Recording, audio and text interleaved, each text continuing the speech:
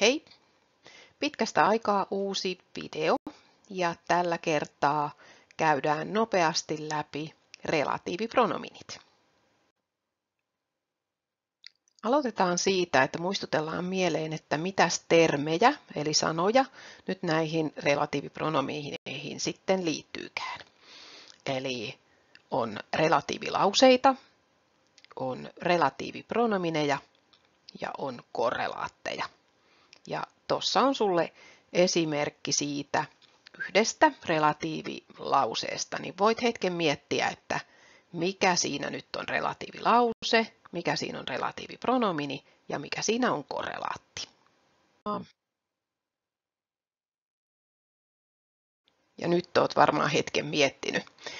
Tästä esimerkkilauseesta mä oon nyt merkannut sitten relatiivilauseen, relatiivipronominin ja korrelaatin. Ja relatiivilause on toi, mikä on tummennettu, eli who got the motorbike, tuossa keskellä. Relatiivipronomini on tuo who, punaisella merkitty, ja korrelaatti on tuo the boy. Eli relatiivilausehan on lause, joka suomen kielessä on tämmöinen joka, mikä lause. Eli antaa jotakin lisätietoa yleensä. Tai joko semmoista ihan irrallista lisätietoa tai sitten välttämätöntä lisätietoa. Relatiivipronomini on siis toi pieni pronomini, se joka mikä pronomini siinä, eli tässä tapauksessa tuo who. Ja sitten se korrelaatti on se sana, johonka se relatiivipronomini viittaa. Eli kun sulla on se relatiivilause, ja se alkaa sillä joka, mikä sanalla, niin se joka siinä relatiivilauseen alussa viittaa aina johonkin sanaan tai edellä olevaan lauseeseen, niin se on se korrelaatti. No sitten, englannin kielessä on kaksia erilaisia relatiivilauseita. On niin sanottuja kiinteitä relatiivilauseita ja irrallisia relatiivilauseita. Ja kiinteät relatiivilauseet on sellaisia relatiivilauseita, jotka on ihan välttämättömiä siinä koko virkkeessä. Muuten se päälause, joka siinä edellä on, niin jäisi ihan vajavaiseksi, eli ei ymmärtäisi, että mitä siinä yritetään sanoa. Ja näissä käytetään relatiivipronomineja that, which ja who.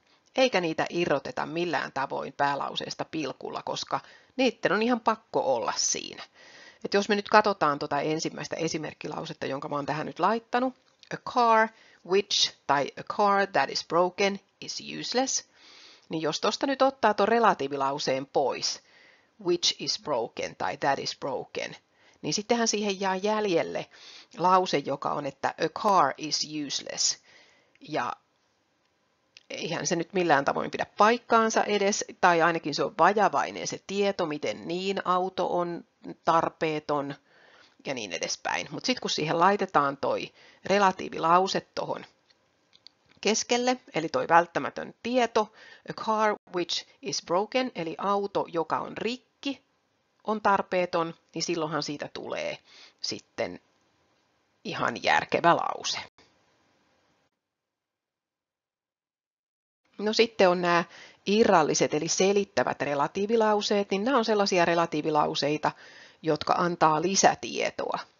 Eli näissä käytetään relatiivipronomineja which ja who, ja nämä voidaan erottaa siitä päälauseesta pilkulla. Ja tässä on nyt kaksi esimerkkilausetta. A car, which usually has 4 wheels, is useful. Eli tässä annetaan vaan lisätietona se tieto, että autoissa on yleensä 4, tai sellainen auto, jossa on yleensä 4 rengasta, on hyödyllinen.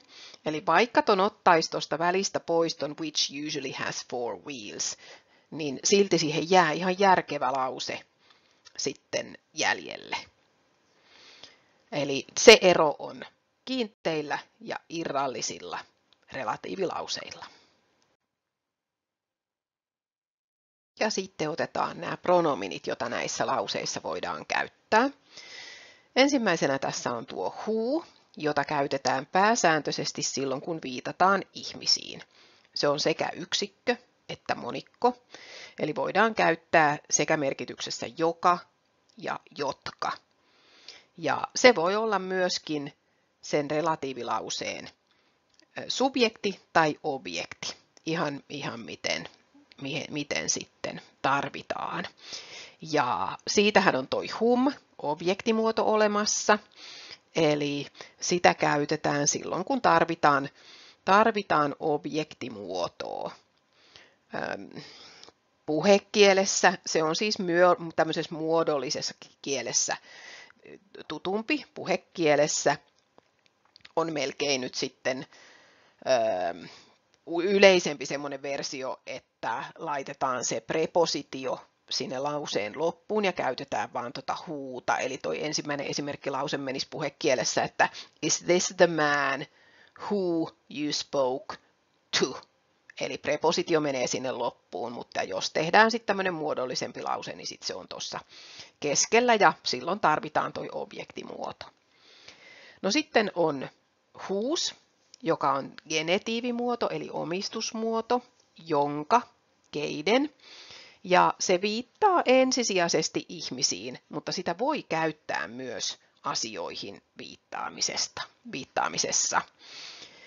No sitten on which, eli muihin kuin henkilöihin, eli silloin kun viitataan esineisiin tai asioihin, tai sitten siinä korrelaattina. Muistat, että tuossa videon alussa puhuttiin siitä korrelaatista, eli että se on sana, johon se relatiivipronomini viittaa, mutta korrelaattina voi olla joskus myös kokonainen lause, ja silloin jos se on se koko lause korrelaattina, niin silloin valitaan sitten tuo which-pronomini siihen relatiivilauseeseen. Se voi olla sekä yksikkö että monikko käytössä kummassakin, ja jos tämän kanssa tulee prepositio, niin se on yleensä siellä lauseen lopussa. Ja sitten on vielä that. Voi viitata sekä henkilö, että esineihin, että asioisiin, että niin edespäin. That on yksikkö ja that on monikko, se on subjekti ja se on objekti. Mutta ainoa tärkeä asia ehkä sen thatin kanssa on muistaa, että sen eteen ei tule pilkkua, mutta otetaan thattiä vähän tarkemmin sitten tuossa kohta.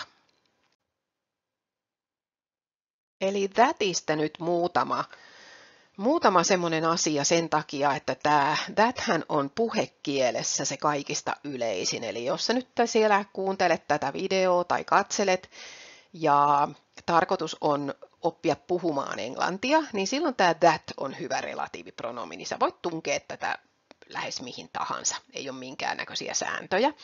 Mutta sitten taas, jos olet lukiolainen ja kertailet siellä nyt kokeeseen tai ylioppilaskirjoituksiin, niin sun pitää olla thatin kanssa tarkkana. Koska that-pronominia käytetään kirjoitetussa kielessä vaan kiinteissä relatiivilauseissa. Eli niissä sellaisissa relatiivilauseissa, jotka on pakko laittaa siihen, jotta se merkitys tulee selväksi. Ja muistat, että kiinteä relatiivilause tuli sinne lauseen sisään niin, että sitä ei mitenkään irrotettu pilkuilla, kun se oli se irrallinen, joka irrotettiin niillä pilkuilla, niin kiinteä on siellä ihan siellä sisällä, niin sanotusti itsenään. Sitten that-pronomini on nimenomaan yleinen silloin, jos sulla korrelaattina on siinä edessä joku näistä tässä luetelluista sanoista. First, only, all, none, few, little, much ja niin edespäin. Joku thing-pronomini tai superlatiivi.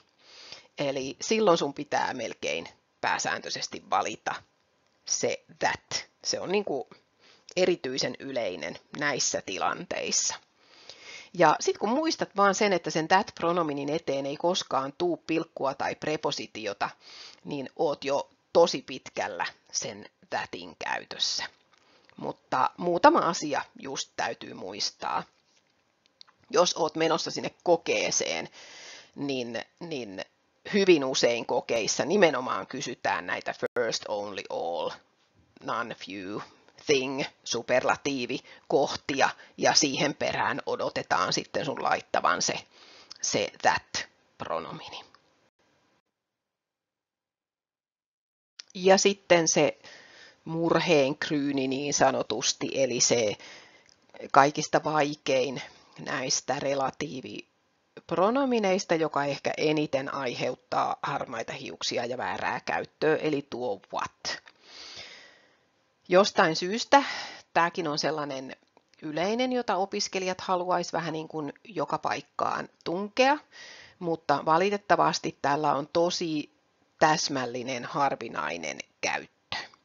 Eli what ei viittaa mihinkään edellä olevaan sanaan, eli whatilla ei ole mitään korrelaattia. Eli kun relatiivilauseissa on se korrelaatti aina, niin what ei ole sitten niin kuin relatiivipronomini, kun sillä ei ole sitä korrelaattia. Se tavallaan pitää niin kuin itsessään sisällä sen korrelaatin, ja se käännetään suomeksi sanoilla kaikki se, mikä. Eli silloin, jos sä tarvit sellaisen sanan, jonka merkitys on, että kaikki se, mikä, niin silloin se tämä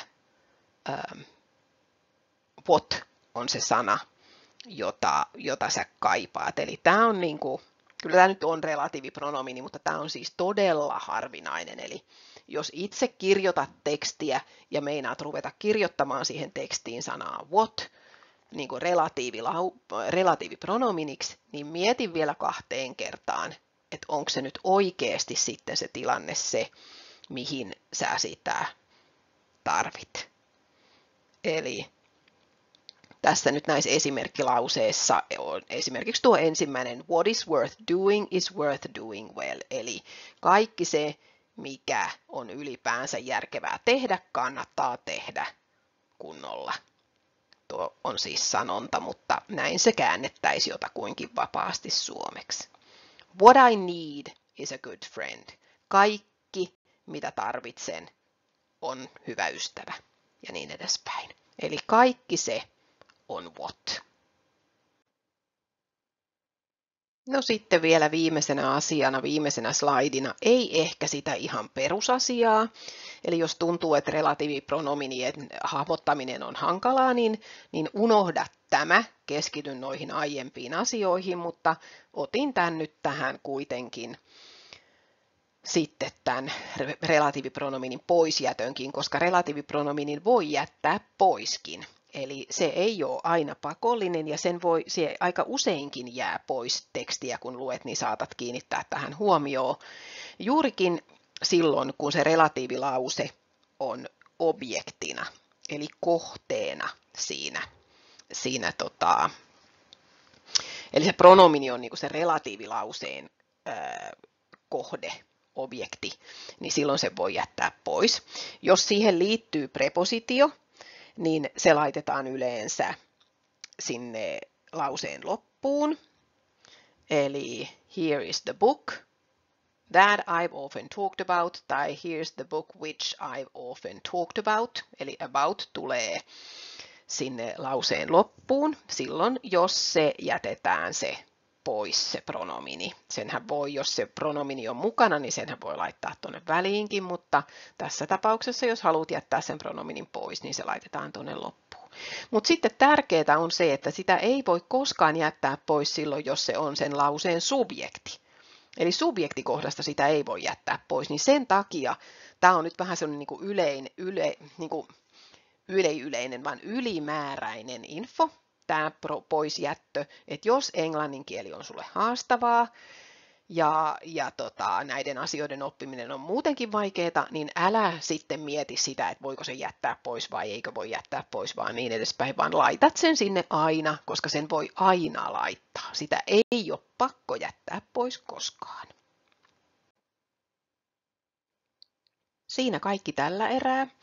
Kiva kun katsoit ja tsemppiä englannin opintoihin. Jos haluat, niin ota seurantaan mun tilit Instagramissa ja Facebookissa ja jää odotteleen uutta videoa. Koetan nyt tänä lukuvuonna vähän skarpata näiden kanssa. Hei hei!